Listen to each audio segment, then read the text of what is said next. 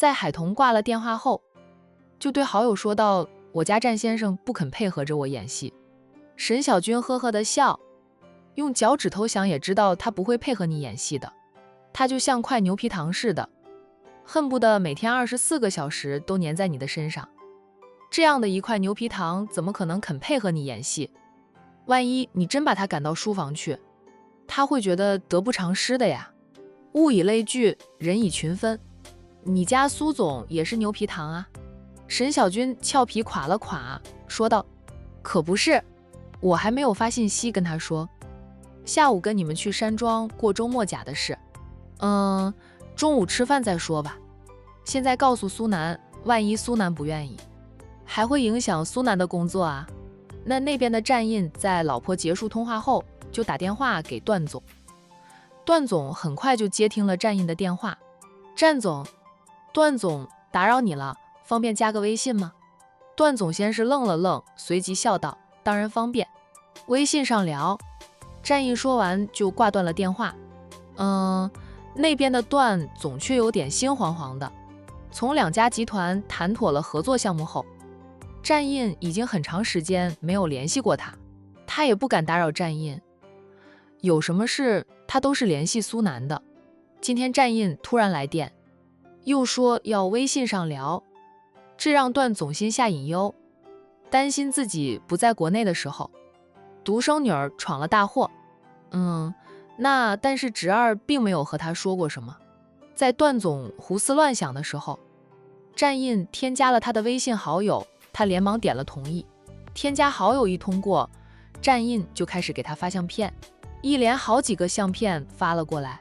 战印发完相片后，又发了语音给段总。段总先点开他发来的语音信息，听他说道：“段总，这些相片是你女儿拍的，相片上的男人并不是我，只是身形和我很像，看侧脸也有点像我。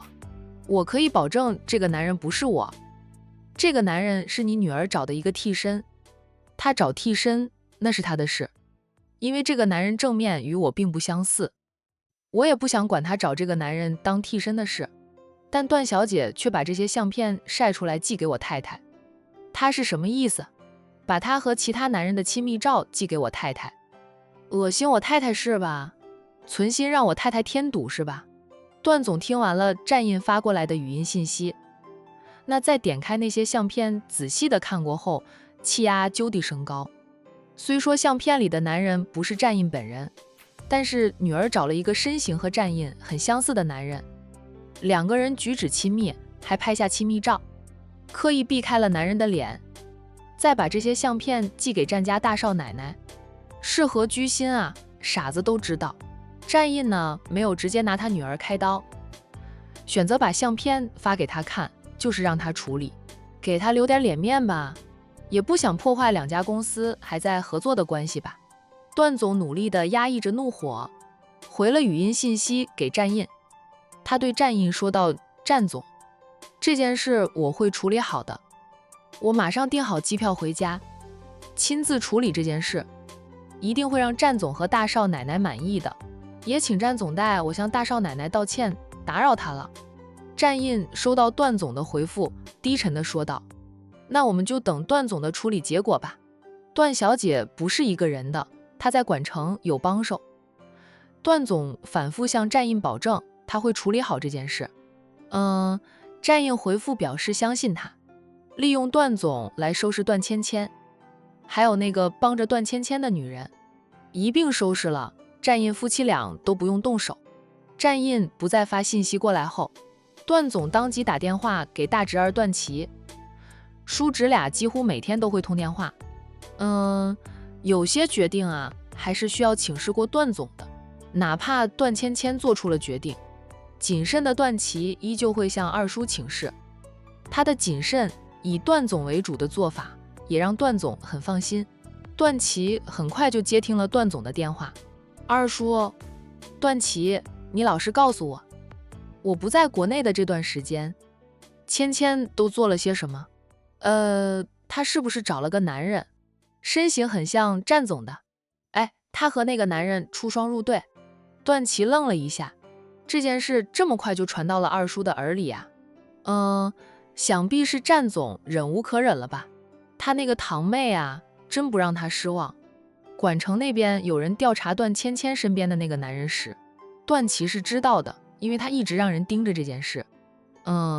就他还刻意把那个男人的资料放出去，就让苏南的人轻轻松松地完成任务。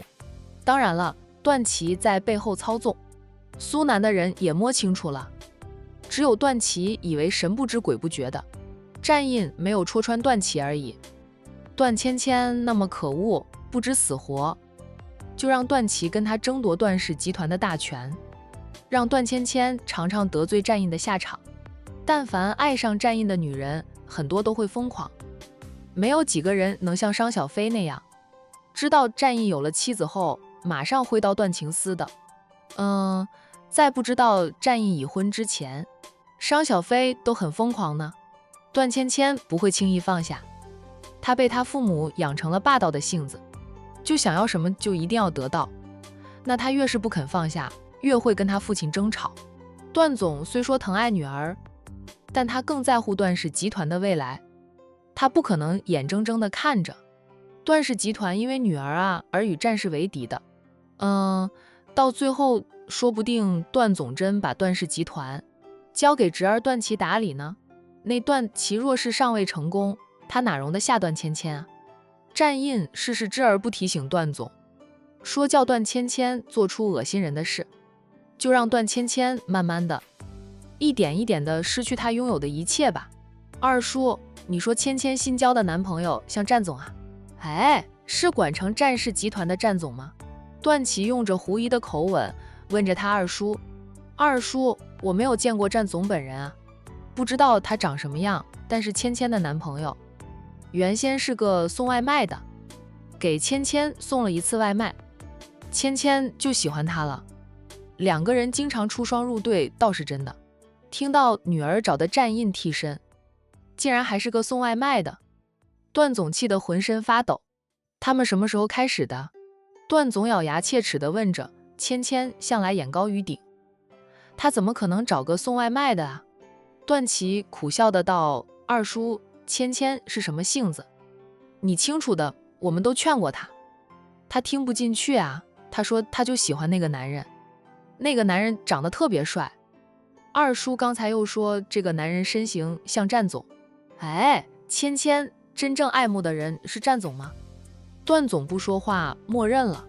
段琪就摆出一副很吃惊的样子，低叫的道：芊芊是怎么想的？那他怎么能爱慕战总呢？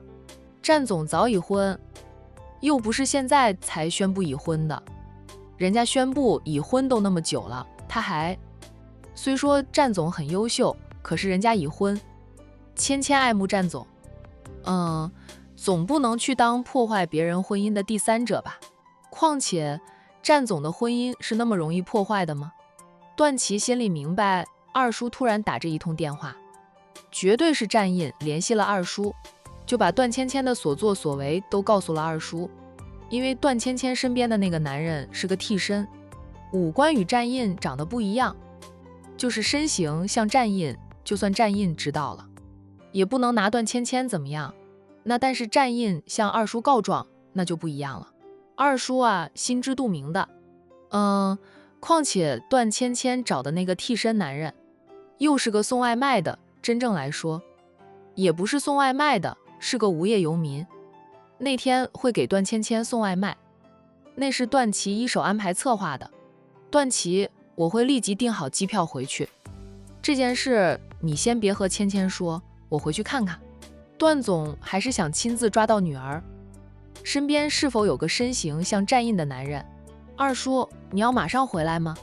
芊芊的事，要不让我二婶处理吧，跟他说不要再和那个男人在一起就行了。那个男人一看就是个图钱的，就是图我们段家的钱的。对方接近段芊芊本来也是图钱，段琪操纵着这件事，手里有着那个男人所有的资料。那个男人从段芊芊那里收到过多少钱，段琪也一清二楚。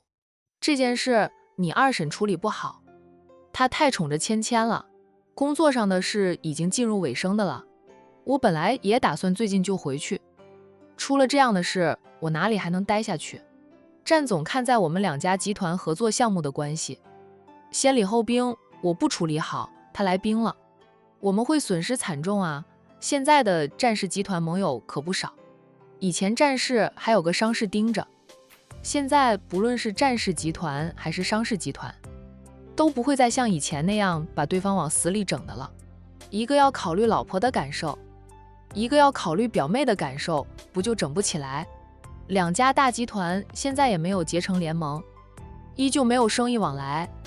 但是谁对商氏集团下黑手，战氏不会袖手旁观。同理，那谁针对着战氏集团，商氏也不会坐视不管。管城其他几大集团与战氏集团都有着深度合作的，可以说如今的战氏在管城真正做到像螃蟹一样横着走。段氏集团虽不在管城，却敢不想得罪战氏集团，无端添一个强劲的对手。段祺暗中针对着段芊芊，破坏段芊芊父女俩的感情，目的就是谋夺段氏集团的大权，可不想看到段氏集团出事。听了二叔的话后，他说到二叔登机之前给我发信息，我去机场接机。好。叔侄俩结束了通话后，段祺忍不住笑了，他想看到的结果马上就要实现。那逗得丈夫生气的海童，特意的跑到春暖花开买一束花啊。花店里只有一名店员在，云初不在吗？海童进店后没有看到宁云初，问了句。詹二少爷打电话给我们老板，让老板给他送束花过去。大少奶奶，你想要什么花？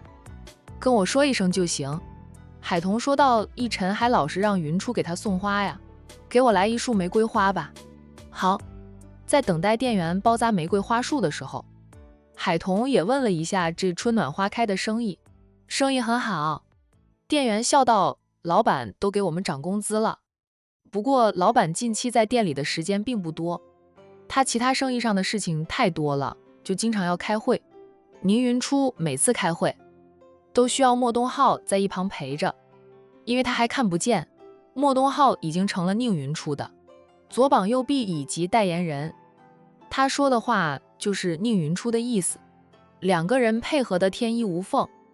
宁氏企业的生意在宁总进去后，经历了短暂的动荡后，如今已经步入正轨，隐隐还有上升之势。宁氏的人算是把心放下来了。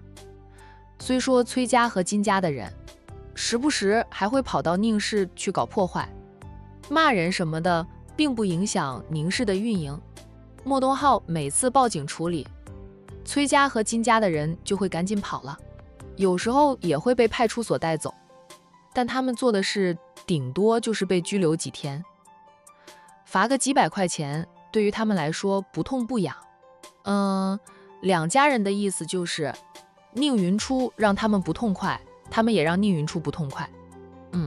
不过他们不敢在管城找宁云初的麻烦，怕占一晨。大少奶奶，我们老板的眼睛能治好吗？店员关心地问起宁云初治眼睛的事。这个我也不知道，不过程医生答应在他出了月子后就过来给云初治眼睛，还是有希望的。程医生医读双绝，他说能治好就肯定能治好，如果连程医生都说没指望了，那就真的没指望了。就这句话，海童没有说出口啊。希望我们老板的眼睛快点好起来，免得那些坏人欺负老板看不见啊。那两家人还敢来你们店里闹事？没有，但是我经常看到他们在附近走来走去的，也不知道想策划什么阴谋。海童蹙眉，一晨知道这件事吗？二少爷知道的，他也安排了人在附近看着。海童放下心来说道，那就不用害怕，他们就是想给云初制造紧张害怕感的。云初又看不见他们在附近晃荡，他们不过是白费劲而已。店员恩着，他们还私底下找过我们呢，说要给我们一大笔钱，让我们帮他们对付老板，被我们拒绝了。听着店员的话，海童心想，崔家与金家的人还真是不死心呀。宁家的家产都是在宁总夫妻俩的名下的，又不是在宁云初爷爷奶奶的名下。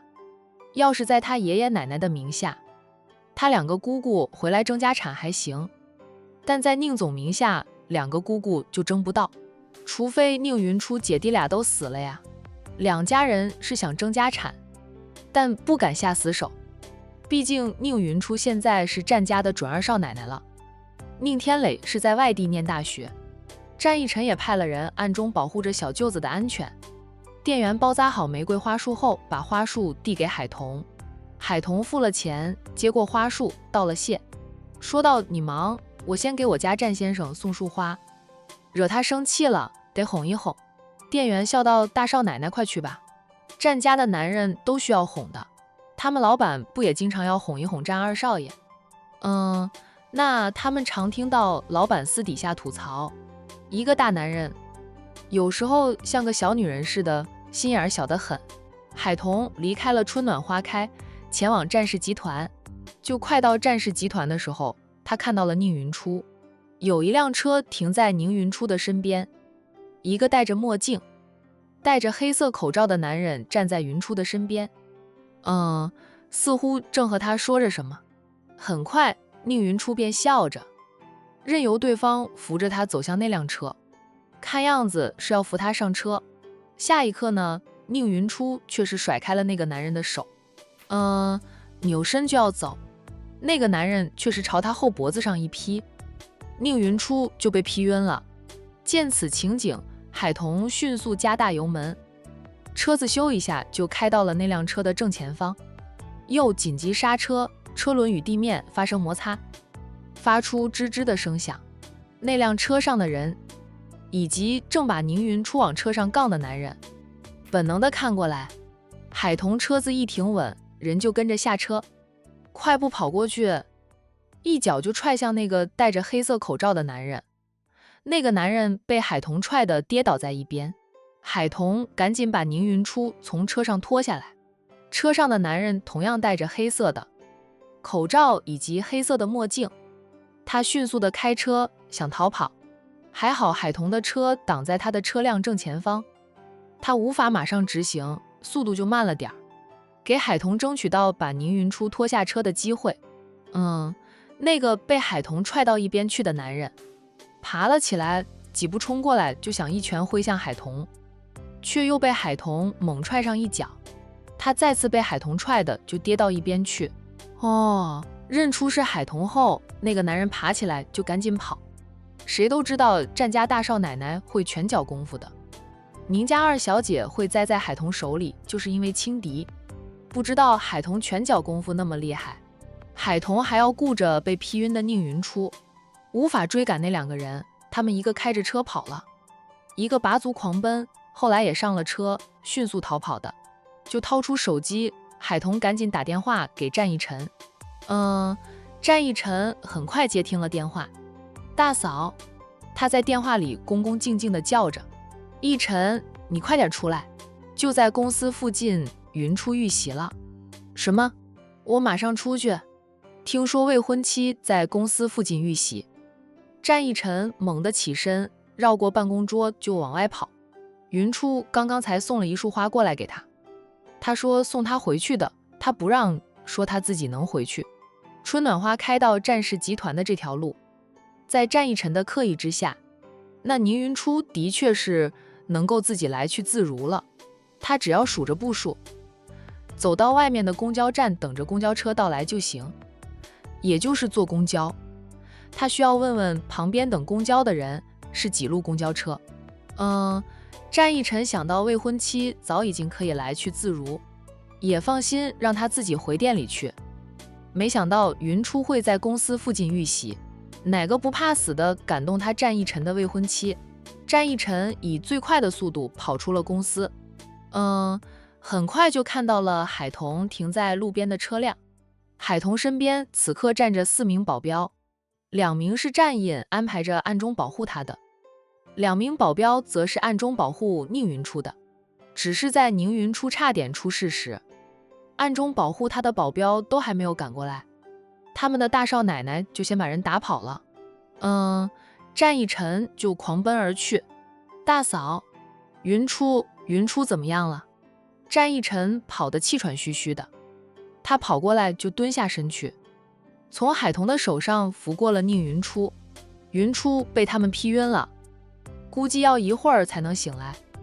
幸好我给你大哥送束花过来，刚好在这里看到了云初，我还想着进前了和他打招呼呢。没想到就发生了这样的事。我看到云初和那个男人说话，似乎很熟的样子，不过在云初快要上车时，又甩开了对方的手，扭身要走就被对方劈晕了。战一晨抱起了宁云初，说道：“大嫂，我能借你的车一用吗？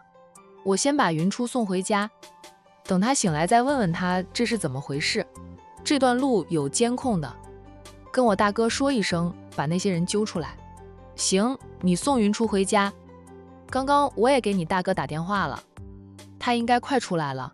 哦，我的花束。”海童从车上拿下了自己的花束，让小叔子先送宁云初回家。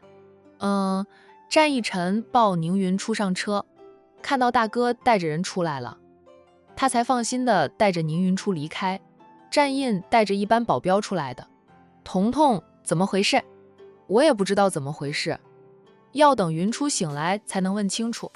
一晨先送云初回家，海童现在也是糊里糊涂的，要说那些人和宁云初不认识，宁云初不可能和他说说笑笑，还愿意跟着对方上车。说认识吧，对方戴着黑色口罩以及黑色的墨镜，分明就是不想让人看到他们的真面目。那这样的装扮让海童觉得那两个男人对云初是有企图的。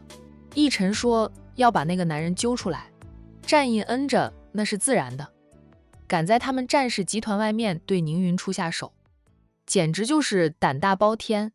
海童想起在花店里与店员闲聊的话，她对丈夫说道：“战印，我觉得有可能是崔家或者金家的人，他们和云初是表兄妹的关系，云初肯定能出他们的声音，说不定他们故意说着好话，哄得云初跟他们上车的。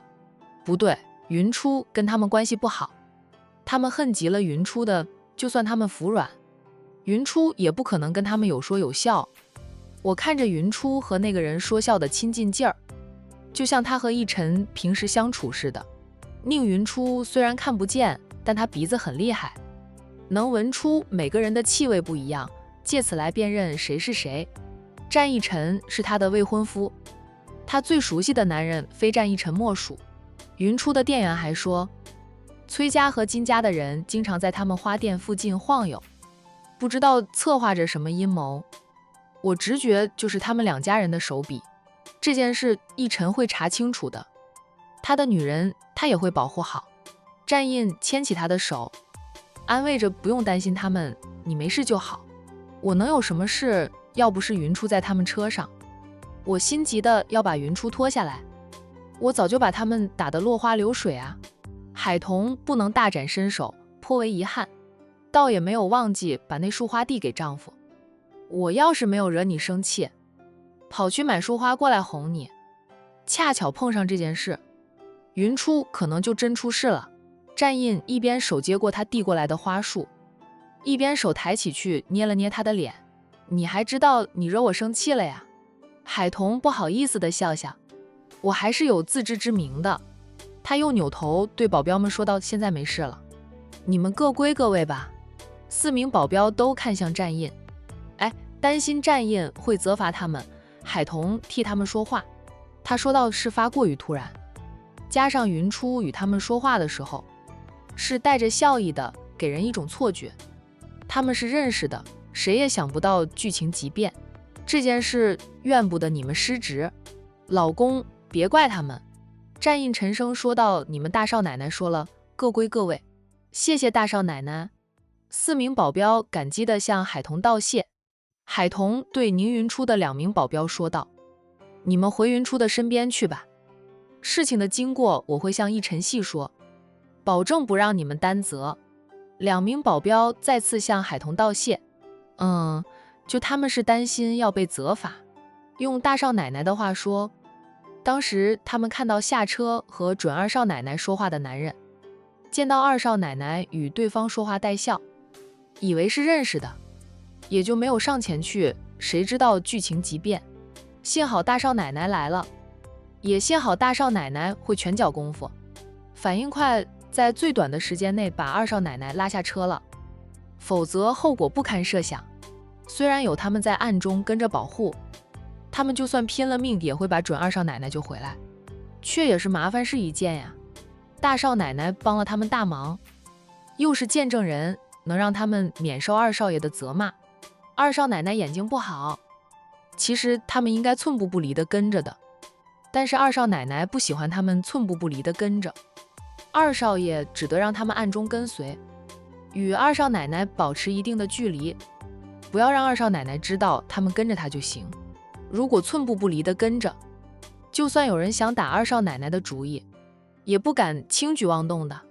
4名保镖各归各位，站印也无心工作了。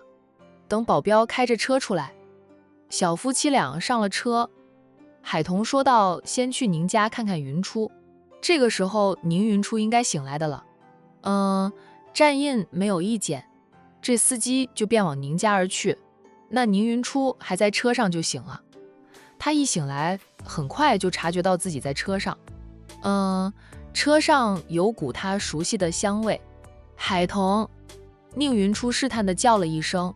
他坐过海童的车数次，就是海童的车上会有这种香味，不是很浓烈，他嗅觉特别好，能闻到这种香味，闻的次数多了，那也就熟悉了这股香味。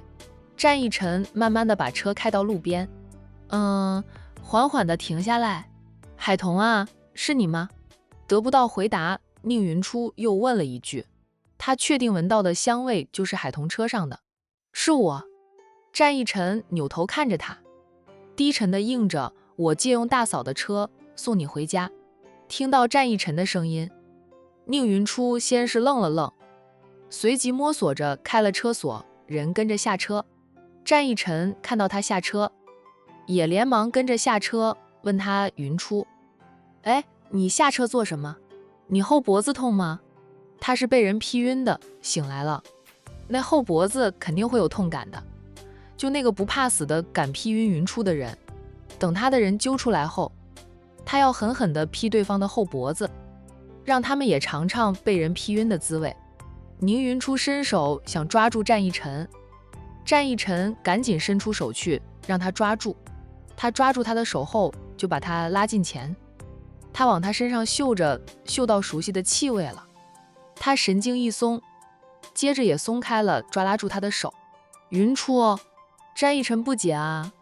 宁云初说道：“先回车上。”快到家了吗？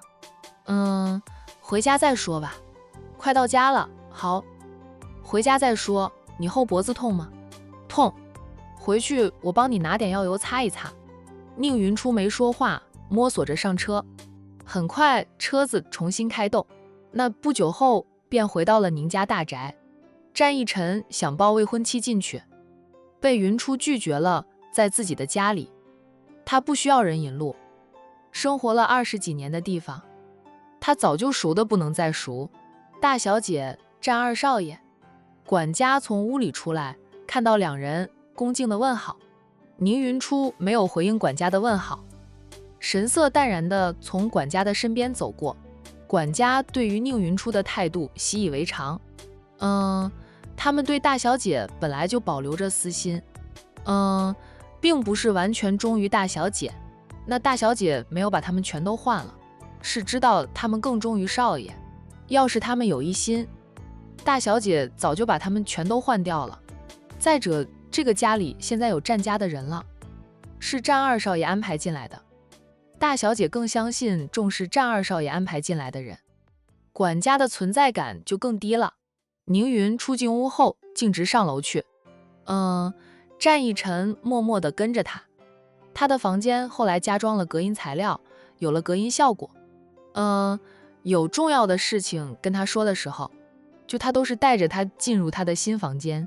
以前身为宁家大小姐的宁云初，是不被允许住在2楼的，而是被迫和保姆同住一间房。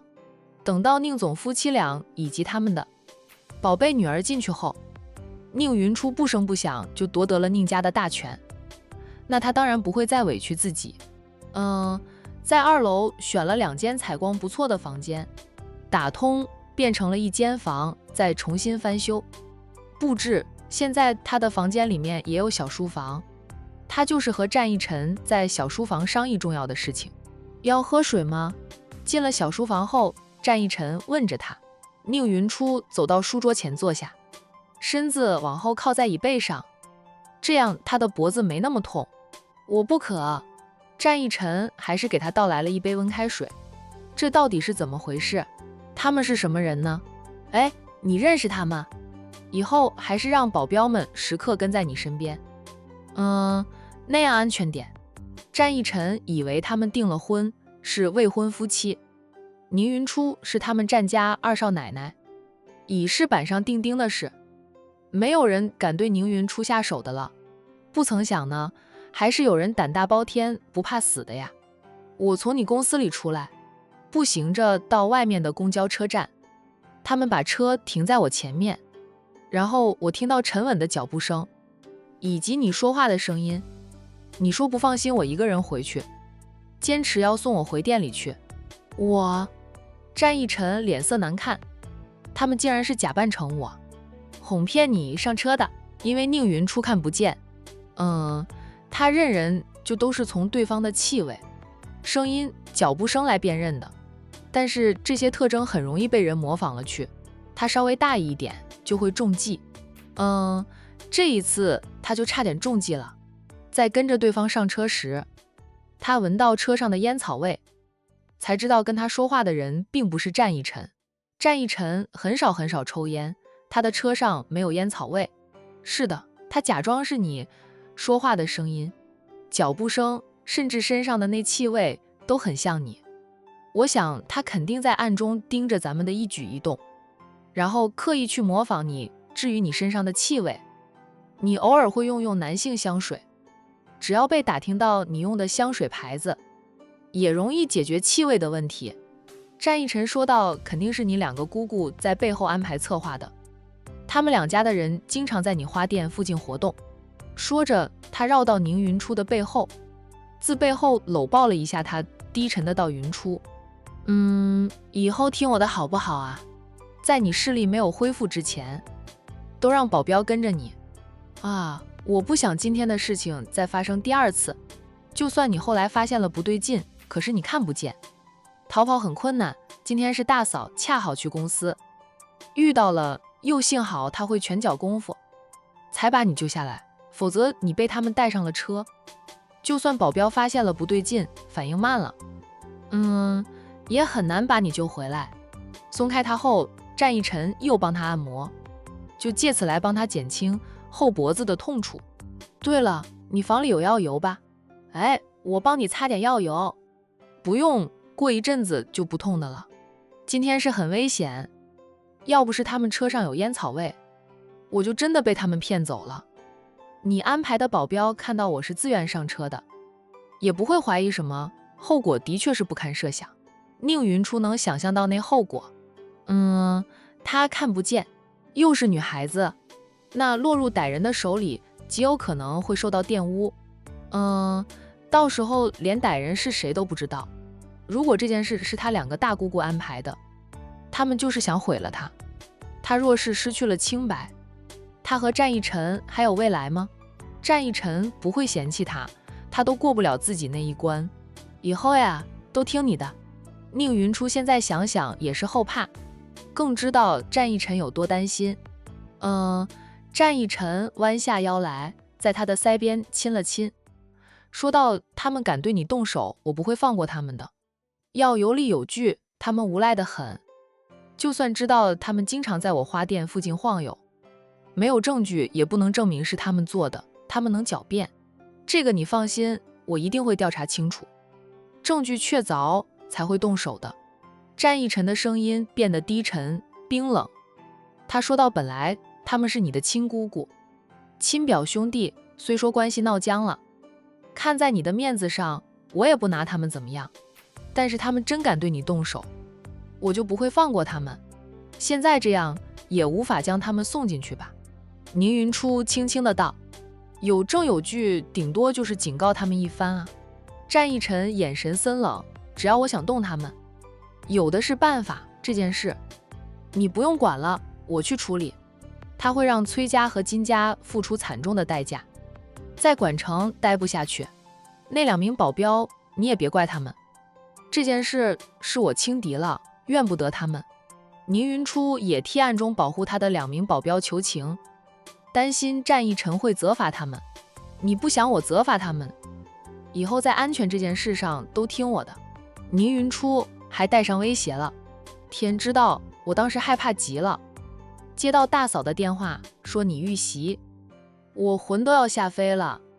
战义臣2手轻搂着他的脖子，埋手在他的脖子处，又忍不住偷偷香，时不时在他的腮边亲吻，亲着亲着，干脆扳正他的头，堵住了他的烟唇。一吻之后，战义臣坐在椅子上了，宁云初被他抱在怀里，他2手紧搂着他的腰肢，他感受到他手臂上的压力，扳了扳他的手，轻声说道：“别这么大力，感觉你要勒断我的腰肢似的。”战义臣立即松了力道：“我害怕。”他低哑地道：“害怕你会出什么事儿吧？幸好大嫂刚好去公司，刚好看到，要是大嫂不会拳脚功夫，你都被他们带走了。”就想到那个后果，战义臣就是阵阵的后怕，说明我还是有贵人运的。战义臣按压他的头，靠在他的胸膛上，说到程医生这个月就能出月子了，他一出月子我就过去，再次亲自请他过来给你治眼睛。那宁云初眼睛看不见是最容易出事的，而且出事后还无法说出歹人的样子，因为他看不见。你不要老是去催程医生，等他满40天后再去请他。女人生孩子身体很受损的，需要好好的休息调养。你老是催着程医生，就算程医生脾气好包容你，那她的丈夫君四少却不会包容你。她从海童那里听到过君家四少爷非常讨厌，不满战义臣老是缠着程医生给他治眼睛，主要是程医生那会儿已是孕晚期，现在又还在月子里头，他那样缠着程医生给他治眼睛，那君四少不生气才怪呢。战义臣是为了他，那君四少难道就不会关心？心疼他的妻子吗？君家的男人和他们战家的儿郎一样的，都是很宠妻的。我也不是老是去催程医生，以程医生的咖位，我哪敢老是去催啊？战义臣替自己解释，我那时候老是去风尘山庄，是想老神医出手的，但是老神医难请，我连见他老人家一面都很困难。程医生也看透我的意图，他向我保证，在他出了月子后，第一件事就是帮你治眼睛，让我不要指望他师傅了，说他师傅很少再给人看病。不过君四少的确是看到我就黑脸，不是听到我的名字他都黑脸，那不知情的人还以为我想抢他的老婆儿子呢。宁云初是又好笑又感动，感动于他对他的执着，为了治好他的眼睛被君四少厌恶，他也厚着脸皮天天往风尘山庄跑。就好笑的是他自嘲的那句话，义臣。他抬头2手摸向他的脸，他也低头方便他摸他的脸。谢谢你为我做了那么多，咱们以后是夫妻，是一体的，是一家人，就不用跟我那么客气。战义臣说着又堵住了他的红唇，